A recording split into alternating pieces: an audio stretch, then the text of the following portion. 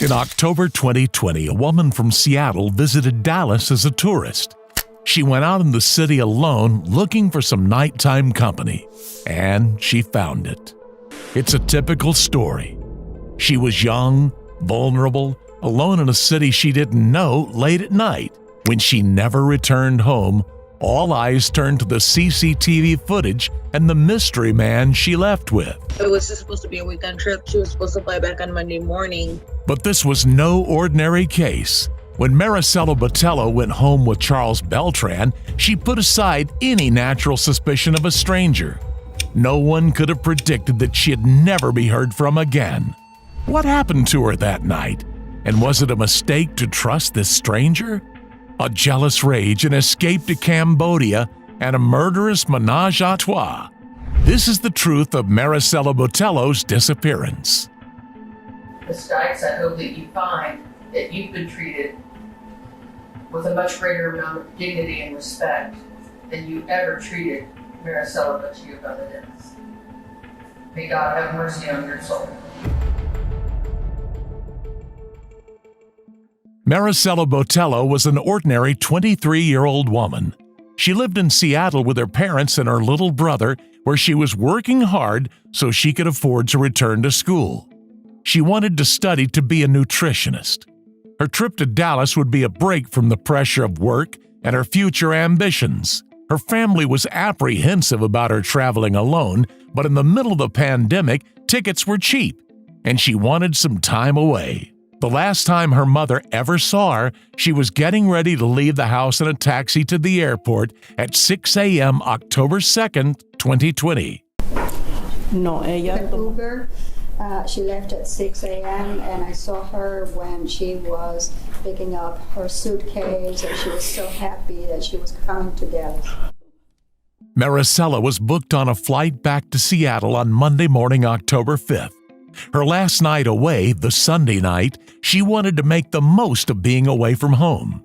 But her friend Raul Ortiz had passed out outside his apartment after partying a little too hard. She wasn't ready for the night to finish, so she went outside into Deep Ellum to party alone. Marisela's mother described her as friendly and joyous. She believed the best in people, outgoing and outspoken, and so it was no surprise that she got talking to the people she met outside bars that night in Deep Ellum. Charles Beltran was one such person. This security footage of the two of them in a 7-Eleven after leaving the bar is the last sighting of Marisela Botello. That is, until her body was discovered 6 months later. In March 2021, a witness stumbled upon human remains on the edge of the woods in Wilmer, a rural area 20 miles southeast of Dallas. They found bone fragments and a skull. This skull the police were able to identify as the skull of Marisela Botello. But how did she get from a bar in Deep Ellum to the woods in Wilmer? Her remains were so decomposed that her manner of death was unclear. Who had killed her? And what did the mysterious man on the CCTV footage, Charles Beltran, have to do with it? When he met Marisela outside a Deep Ellum bar in October 2020, Charles Beltran was 31. Also known as Chuck, he was an aspiring rapper and was working on a mixtape, according to his Instagram. That very night, October 4th, he had performed a rap show and was out in Deep Ellum to celebrate with his friends. He was looking for a good time, the same way Marisela was. He found her smoking outside a nightclub, and they struck up a conversation. Then, the two charismatic young people went back to his home together. But in the early hours that same night, shortly before Marisela was due to fly home, the casual hookup went horribly, tragically wrong. As Charles tells it, he woke up to the sound of screaming. Marisela in the bed beside him was being stabbed. And who was stabbing her? None other than Charles's girlfriend, Lisa Dykes, in a jealous rage to find Charles in bed with somebody else. This just from all the movement going on in the bed. That's when I wake up and I see Lisa on top of her. What is she doing? She's like with the knife coming down like this. She had grabbed a kitchen knife and launched herself at Marisela, stabbing her in her sleep. Charles woke up and tried to push Lisa away, Both Lisa and Marisela rolled off the bed, and Charles pinned Lisa to the wall, shouting at her. I looked towards Lisa and I grabbed Lisa and I pinned her to the wall and I'm like, what the F are you doing, you know? And she's like, I told you not to bring any more girls over here. It wasn't Charles that Marisela should have been afraid of. It was Charles's girlfriend. But this wasn't a simple case of jealousy and infidelity. To understand Lisa's attack on Marisela, we need to go back to the beginning of her relationship with Charles, which was non-traditional from the start. In his late 20s, Charles was working as a doorman at a bar. This bar was owned by Lisa Dykes' son. Lisa herself was in her 50s at the time, and there were substantial differences between Lisa and Charles's lifestyles. Charles was a convicted felon without a stable income. He spent a lot of time going between parties and chatting up women as he tried to get his rap career off the ground. On the door at the bar, he was earning about $100 a night. Lisa, however, was a litigation paralegal. Perhaps Charles was attracted to the prestige of her legal career. Perhaps Lisa found the younger man exciting. Either way, they struck up a relationship around 2016. Lisa came in to see her hairstylist one morning and told her about the younger men she had met. She came in one morning and basically said that she had met a guy named Chuck. The first couple of times that she talked about him, she kind of mentioned, kind of laughingly, like it was her boy toy. Lisa started taking Charles out for expensive dinners and using her own income to provide for his rap career. He moves in, you buy him all that studio equipment. Yes, That's true. absolutely. He sets up a studio in your house. He does. And is he working at first? He did. He was extremely devoted to it. He kept a whiteboard on the wall. He had scheduled songs that he was doing, scheduled recording times. He had someone coming over to help him produce. So he was actually doing what he was supposed to do. She set him up with a recording studio and provided him with a car. She would take care of anything material he wanted, and he would provide her with companionship. It was mutually beneficial. Yes, I mean, when she met Chuck, she kind of started changing. Lisa, who at the time had long blonde hair, had her hairstylist shave the sides of her head and color her hair platinum. She came in one day and, you know, of course she had like longer blonde hair. I always did highlights in her hair. And she comes in one day and she's like, hey, I'm ready to do something completely different. And I was like, okay, well, you know, to most hairdressers, doing something different is like, we're going to put some low lights in their hair, you know. But she wanted me to completely shave the sides of her head. But I asked her, I was like, how are you going to get away with that at work? I mean, you know, that seems a little inappropriate to do that. She was like, oh, it's okay, you know, it'll be fine. So I thought that was like really interesting that she would go from like wearing this beautiful long blonde hair to, you know, almost having no hair at all. She also started getting tattoos. This was a drastic change that didn't fit with her professional circumstances as a woman with a serious legal career, but instead suggested she was getting in touch with a wilder side of herself. Chuck has a lot of tattoos, doesn't he? Yes. In fact, the one that's right there on your wrist, if you'll show that to the jury, please. We're talking about the one right there on your wrist, right? Mm-hmm. This one right there. Right. You're aware that Chuck has that same tattoo, doesn't he? He does. Yes, he does. Okay. So you are a 57-year-old woman investing in a rapper's career. You don't have any personal relationship at all, but you get a matching tattoo. The tattoo is actually the logo for the business that I started for him, that I'm invested in, math class. That's what the tattoo is. Lisa was also becoming less responsible. Her daughter Chelsea had been living with her when she met Charles. But soon after the relationship began, Lisa convinced her daughter to move to Florida. And I was like, why? And she says, well, she goes, I'm ready to live the life that I want, and I can't do it with her here. And she said that in front of Chelsea. Yes, And Chelsea heard her. she did. It was soon after this that Charles moved in with Lisa. Clearly, Lisa didn't like having anyone else involved in her relationship with the younger man. But there was an exception to this jealous streak and a further twist in the tale of Charles and Lisa's tangled relationship. Lisa had been friends with a woman in her 40s named Nina Marano for a while. Nina Marano was a prestigious lawyer who had attended Columbia University and was living in Pennsylvania. In 2019, Lisa began talking about her friend Nina almost constantly, while she rarely mentioned Charles. Nina would come to visit her in Texas, while Lisa occasionally went to see her in Pennsylvania as well. It was all about her and Nina. So one day she came in and she told me that Nina was coming in town. And I was like, okay, so all you're talking about is Nina. Are y'all together?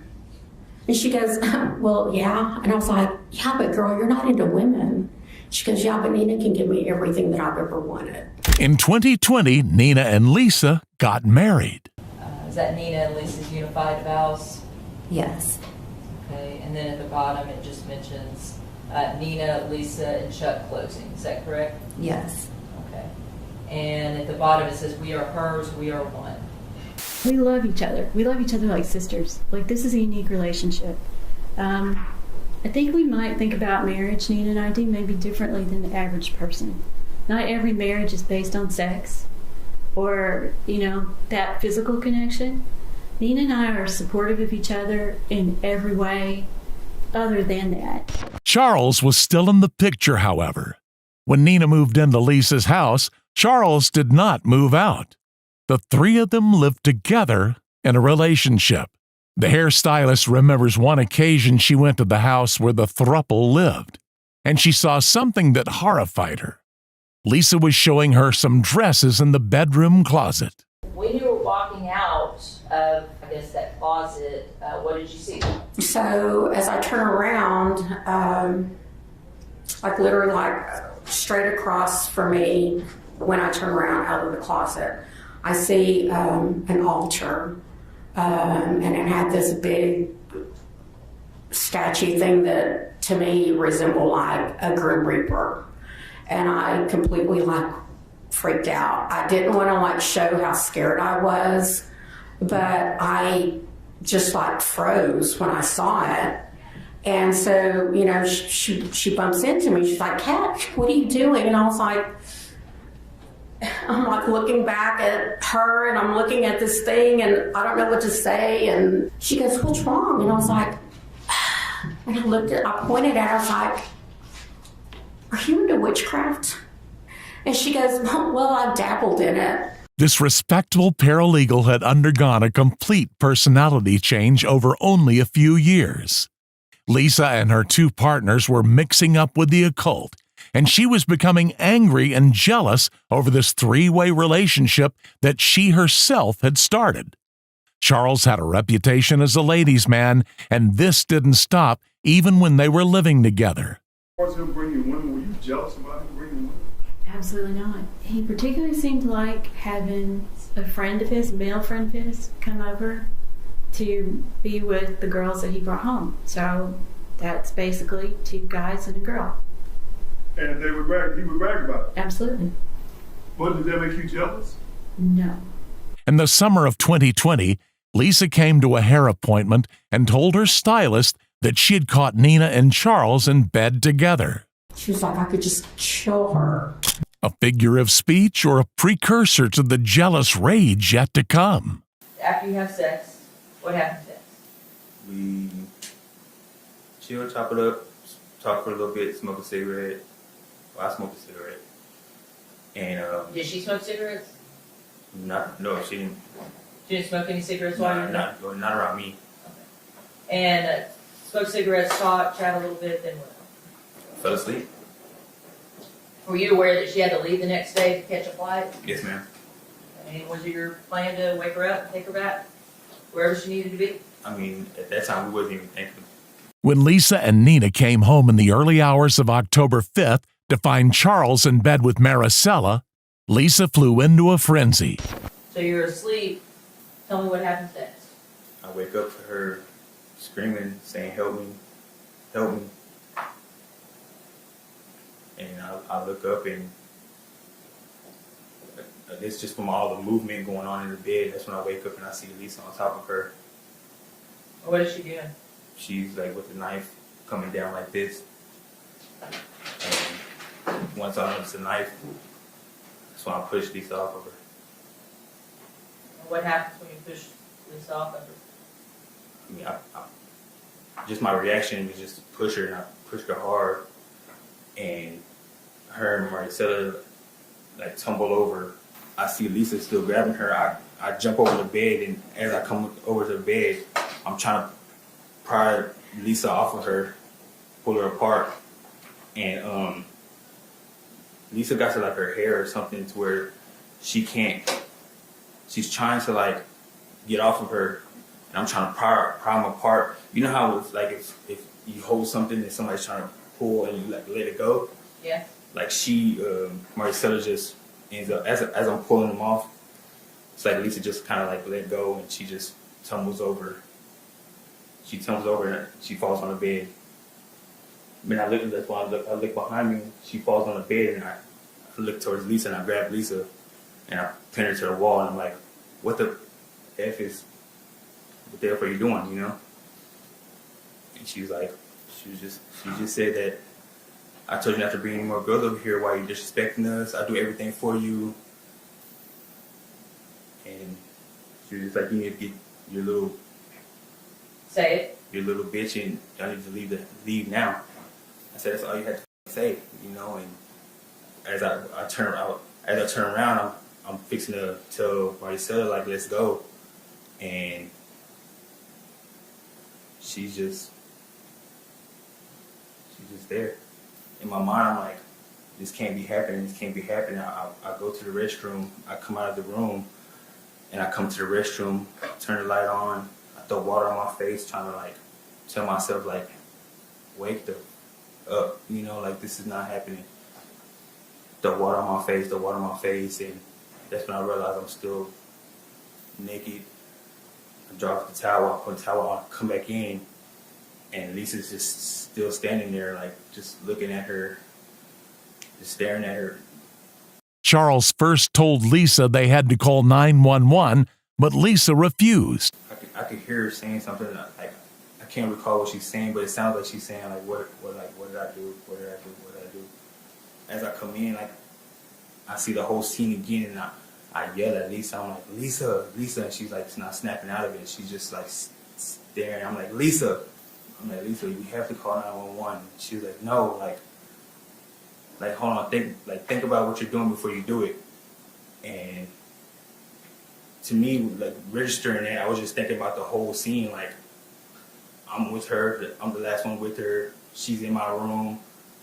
You know, it looks like I did something. So yeah, I was just like, you need to figure this shit out. You told me to leave. Like you did this shit. Like you need to. I'm gone. You know what I'm saying? I can't deal with this. Like it was just so much to deal with, and I put my clothes on and grabbed my stuff and left.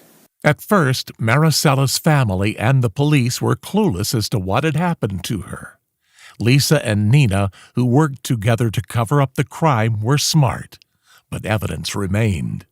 An analysis of phone records showed that all four parties, Charles, Nina, Lisa, and the victim, Marisela, had been in that same house on the morning of October 5th. Phone records also showed that Nina and Lisa had traveled together to an area south of Dallas that same night, a wooded area, for disposing the body. When he returned a few days later, no sign of the crime remained, and the body of Marisela, who had simply picked the wrong man to go home with that night, was gone. At some point in the days after, did you talk to her? Yes, ma'am. And when you talked to her, was Nina on the phone as well? Yes, ma'am. And what did y'all say? They were just asking me, where have I been? Am I okay? Come back home. Everything's okay.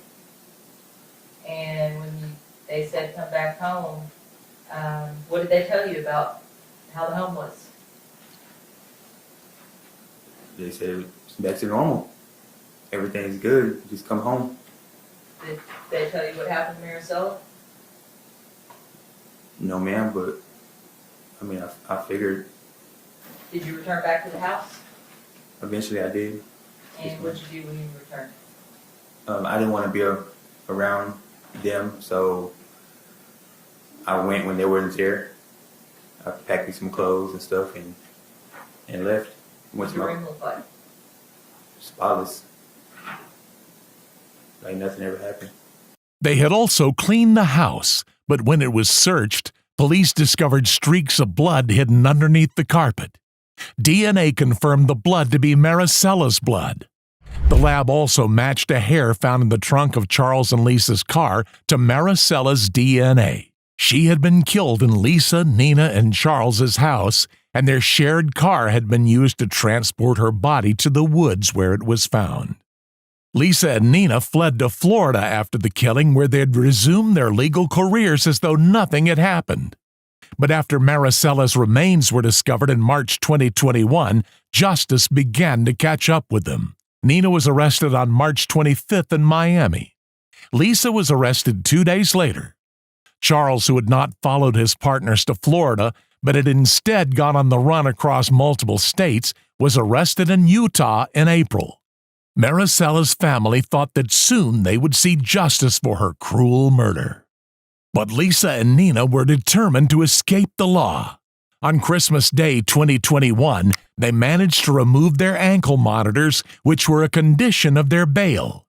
The same day, they flew to Cambodia together to start a new life. They had thousands of dollars in cash, and it was through these cash withdrawals and a convenience store surveillance camera that they were finally caught. The travel records, the flight records, indicated that they did fly into Cambodia, but we also wanted to check Cambodian immigration records to make sure that they hadn't departed Cambodia, moving on elsewhere. So we worked with the immigration department to confirm that they, at least officially, were still in Cambodia. Then we also received information from Bank of America that they were using, Lisa and Nina were using their Bank of America ATM cards at various banks in Cambodia. All three of them faced trial, but in the end, it was Lisa who was at the center of this case. Lisa, whose jealousy and strange possessive behavior had led to such a tragedy. The cases against Nina and Charles were dropped as they pled guilty to evidence tampering, and Charles testified against Lisa. But Lisa denied it all. Was it a love interest thing? No. Chuck was and continued to always be a business interest that went sideways. Did you go into the room and stab Marisela? No. Did you struggle with Marisela? No, absolutely not. No. Did you argue with Chuck about Marisela? No. Had you ever met Marisela? No. She denied she'd even met Marisela Botello or that she and Nina had been in a physical relationship with Charles. Lisa let her hair grow long again in its natural color, reversing all the dramatic changes her stylist noticed as her relationship with Charles deepened. Only by denying who she'd become over the years of her infatuation with him could she deny the jealous rage that had led her to kill an innocent 23-year-old. If she portrayed herself as a respectable paralegal in an ordinary monogamous relationship with her wife, Nina, she'd have no reason to be jealous in the first place. But this was not the case, and the jury saw through her story, returning a verdict in only 90 minutes. Ms. Dykes, please stand. The first verdict reads as follows. We, the jury, having heretofore found the defendant, Lisa Jo Dykes, guilty of the offense of murder as charged in the indictment, and not having found by a preponderance of the evidence that such offense occurred while the defendant was under the immediate influence of sudden passion arising from adequate cause, assess her punishment at life in the institutional division of the Texas Department of Criminal Justice and a fine of $10,000. The second verdict reads as follows. We, the jury, having found the defendant guilty beyond a reasonable doubt of the offense of tampering with physical evidence as charged in the indictment, assess her punishment at confinement in the Texas Department of Criminal Justice for 20 years. In addition thereto, assess a fine in the amount of $10,000. Ms. Dykes, I hope that you find that you've been treated with a much greater amount of dignity and respect than you ever treated Marisela Botello. May God have mercy on your soul. 60-year-old Lisa Dykes was found guilty of murder and sentenced to life in prison. She maintains her innocence and plans to appeal. What are your thoughts on this disturbing story? What could have caused Lisa's personality change? Could Marisela's tragic death have been prevented? Let us know your thoughts in the comments below. Until next time, stay safe, keep up with our channel, and we'll see you again very soon on The Decoder.